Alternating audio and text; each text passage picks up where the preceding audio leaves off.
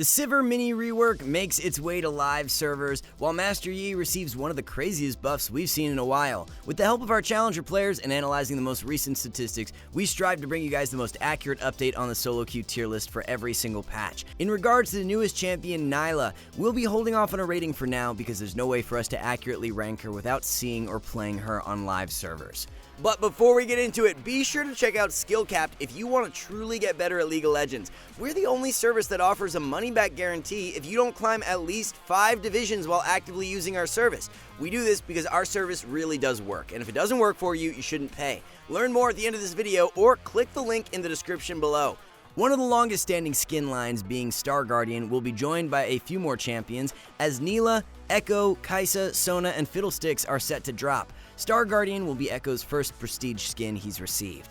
Lethality mythic items are buffed for melee champions, while Eclipse will be nerfed for ranged. 5 movement speed per legendary item will be added on as an additional mythic passive. Considering this buff doesn't actually come into effect until later in the game, it's not that impactful, but I guess it's better than nothing.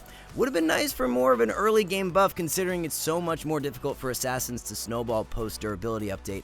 Will this buff actually move the needle in propelling assassins back into meta? Likely not. Eclipse range damage proc will be lowered from 6 to 3% max health. This one actually is pretty significant. MF and Senna are going to feel the effects of this nerf the most, and with Senna already directly nerfed in 12.12b, things aren't looking too great for her. Divine Sunderer will receive a few adjustments, with the Sheen damage being changed from 12% max health to 6% max health plus 125% base AD. We ran a couple damage tests with Jax and Practice Tool to see how the damage compares, and this is what we found. Divine Sunderer will be dealing more damage than before on your 1-item spike. At 2 items, you'll still be dealing more damage for 12.13. At 3 items, it's pretty hilarious. Take a look at the difference. 1 damage. That's a trade-off you definitely want to take, as added early game snowball power can lead to games not even lasting long enough for the nerf to come into effect.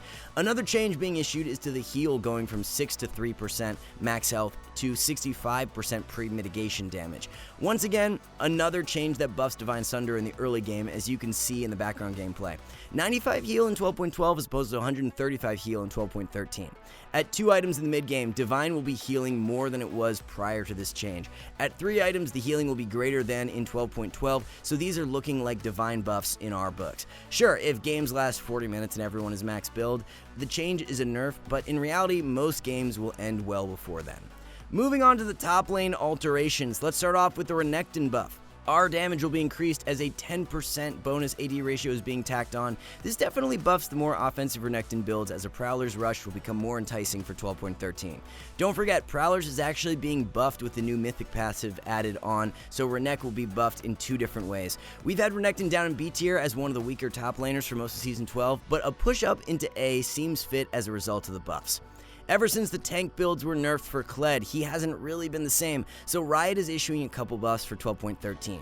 Q bonus AD ratio is going from 60 to 65%, while W cooldown drops by 1 second at all ranks. A little disappointing if you're a Kled main, as we can't see these changes leading to a significant shift in his power level. Kled becomes a little stronger for 12.13, but will remain as a good A tier pickup.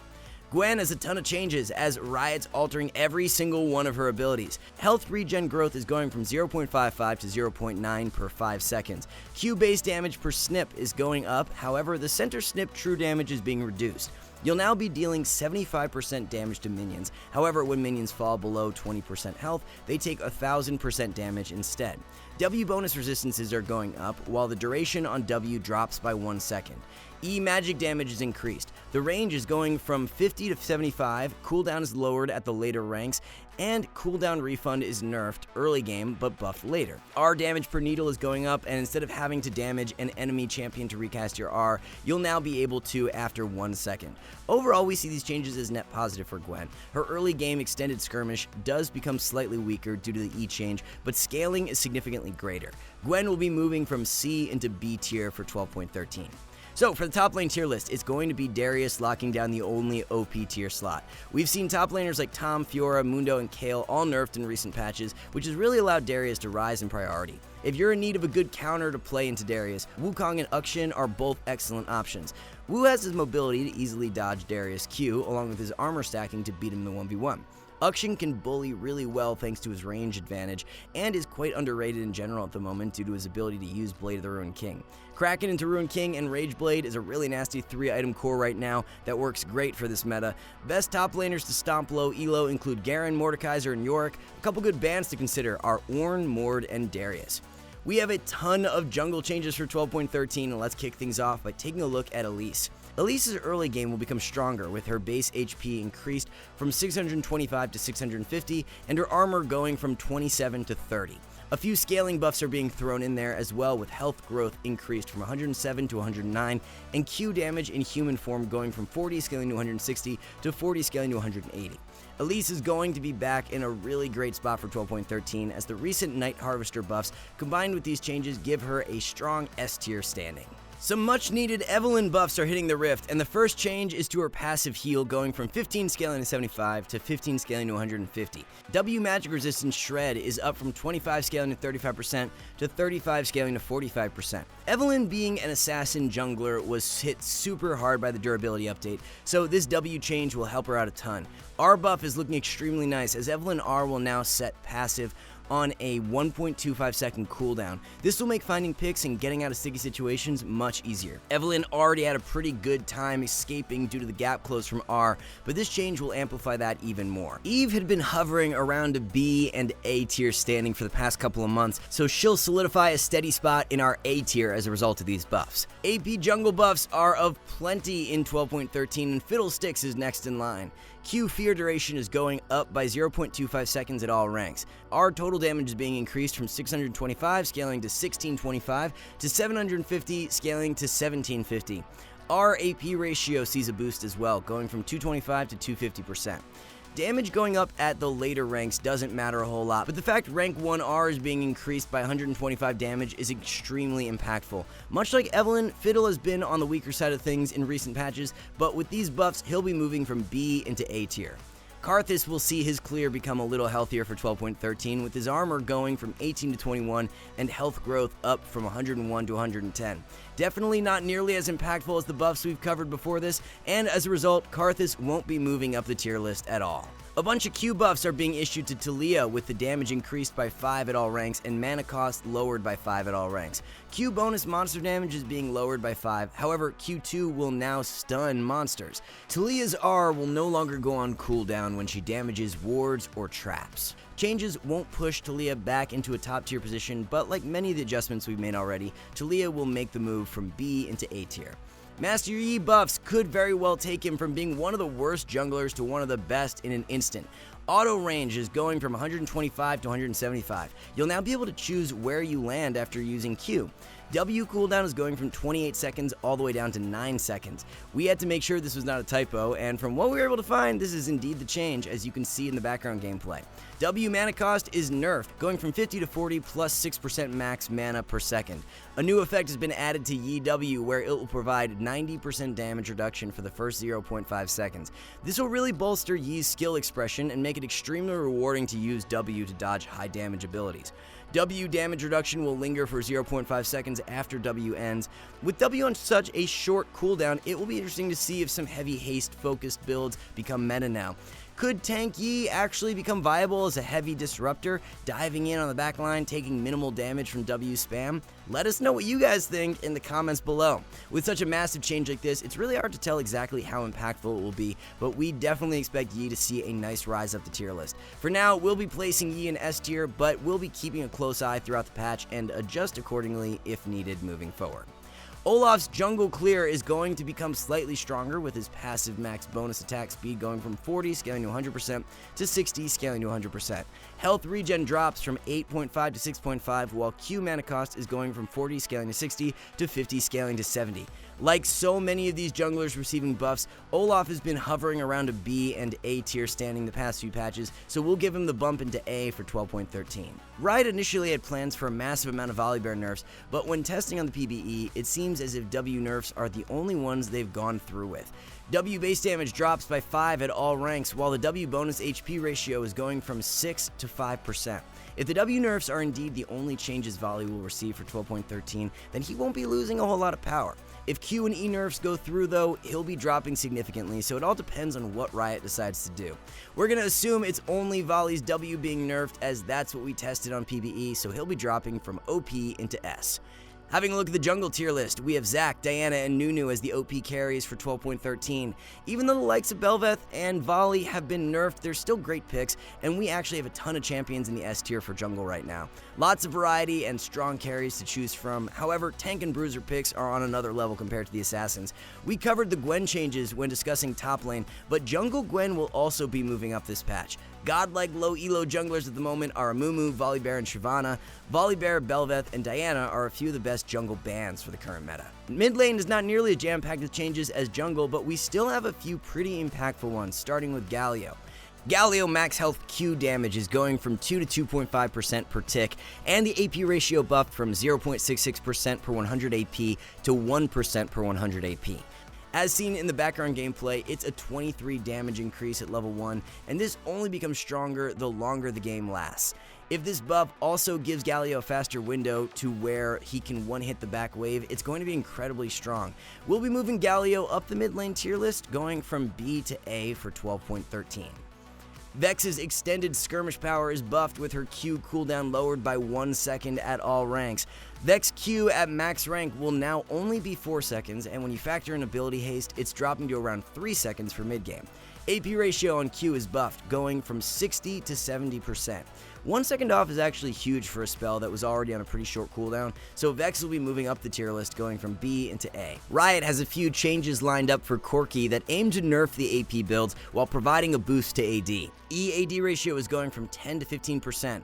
R damage is lowered by 10 at all ranks, and the AP ratio drops from 20 to 12%.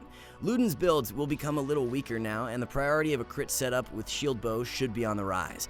These changes won't really accomplish a whole lot in shifting Corki's solo queue power though, as he will remain in our C tier. Mid lane tier list consists of Anivia, Victor, and Swain as the 3 OP picks. Not only will Taliyah be moving up for jungle, but we'll be shifting her up a tier for mid lane this patch as well. Really interesting new Yone build catching steam over in Korea as a tanky hybrid setup. Blade of the Ruined King is your rush item, and a Sunfire Aegis is slotted in second. Third item is Death's Dance, so a 0 crit Yone build, which isn't something we've seen much of at all until now. It's not just being played by some randoms either, as Showmaker has been spamming it in solo queue. Top 3 low elo mid laners of the patch are Veigar, Malzahar, and Annie. Yone, Victor, and Kassadin are high priority mid lane bans. The only ADC change for 12.13 is Sivir, but there are a massive amount of alterations. Base stats are being tweaked in so many different ways, so we won't bore you by reading them out one by one, and instead just have them up on the screen if you'd like to pause. Passive movement speed is changed from a flat 2 seconds to decaying over 1.5 seconds. The flat movement speed gain is being increased from 45 scaling to 60 to 55 scaling to 70. So a little more instant mobility that doesn't last as long, which is a nice trade-off. There are many changes lined up to incentivize a crit-focused build, starting with Q. The base damage is down, however, Q will now scale with crit chance up to 50% bonus damage. Cooldown is increased early on, cost is being lowered, and the missile speed is faster on the way out, but slower on the way back. Instead of W lasting for 3 attacks, it's now going to last for 4 seconds. I think it's safe to say auto-reliant builds will be back for Sivir. There's a ton of buffs across the board to Sivir W, as it can now bounce to targets that have already been hit, the range is up, bounce missile speed is up, and W now grants 20 to 40% bonus attack speed. E change is the big shakeup, as you'll no longer receive mana back and instead be given a heal. E will also now proc Sivir passive, which is super strong for when you're trying to escape. Lastly, for Sivir's ultimate, the cooldown is lowered at all ranks. Attack speed is being removed as it has been transferred onto her W. The initial movement speed burst is removed, however, the base movement speed remains at 20 scaling to 30%. Duration on R goes up from 8 at all ranks to 8 scaling to 12 seconds. Massive buff here is that it will now refresh on recently damaged takedowns. Sivir's autos during her ultimate will reduce her basic ability cooldowns by 0.5 seconds. So what we can gather from all these changes is that you are likely trolling if building lethality now. Attack speed and crit will work so much better with this new Sivir, so definitely look to try it out. In regards to Sivir's power level, it's nearly impossible to get an accurate read until we see her on live servers, so she will be placed in A for now. We'll have a much more accurate placement for our mid-patch update, so be sure to check back then. The complete ADC tier list features Seraphine, Jhin, and Twitch in the OP tier. Watch out for lethality ADCs to become a little weaker this patch due to the Eclipse nerf, as MF will be dropping into A tier. Majority of Draven players have been running Eclipse recently, so the nerfs hit him a bit, but considering he's got a perfectly viable alternative in Duskblade means he'll be just fine. Sivir has built lethality in previous patches as well, but as we mentioned a moment ago, crit will be significantly stronger now, so there's nothing to worry about for her. 90% of Xayah players have already swapped back to building crit, so if you're one of the few still building Eclipse, it's definitely time to stop for 12.13.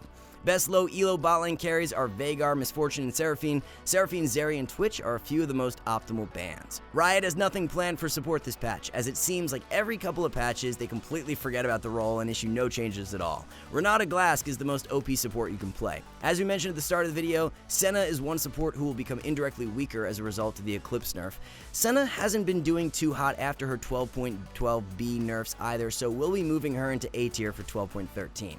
Pyke is one support who will become a little stronger this patch thanks to the lethality mythic buffs. It's not as impactful as a buff for a lower econ champ though, as you need legendary items for the change to come into effect, but it's something nonetheless. Pyke will slot into S tier for 12.13. We may sound like a broken record as of recent, but it's going to be yet another patch where enchanters dominate and the tankier engaged supports trail behind. The best low elo supports are Seraphine, Brand, and Zyra. You can't go wrong using your ban on one of Renata Glask, Yuumi, or Seraphine. Alright guys, before we wrap this up, let's tell you a little more about SkillCapped. So, we offer a 5-division rank up guarantee, and think that's a pretty crazy thing to offer. It's like a gym membership guaranteeing you'll get ripped. Your local gym would go bust if they offered that, right? Not us. We've offered this for years because our service really does work. It works so well, in fact, that we're able to produce by far the largest catalog of premium league guides on the internet. We add over 20 videos a week, with over 1,600 guides curated into over 100 courses no one can compare. We've also sent challenger players into Elo Hell 714 times and counting, where they commentate how to carry live. They also respond to all questions asked. Sign up today for as little as $6.99 a month if you are serious about improving. So there you have it guys, a pretty crazy patch to be honest, as it's going to be fun to watch how Sivir and Master Yi fare after their massive changes. You can bet we'll be the first to provide you with any new trends that emerge. Thank you all so much for watching, good luck in solo queue, and we will catch you in the next one.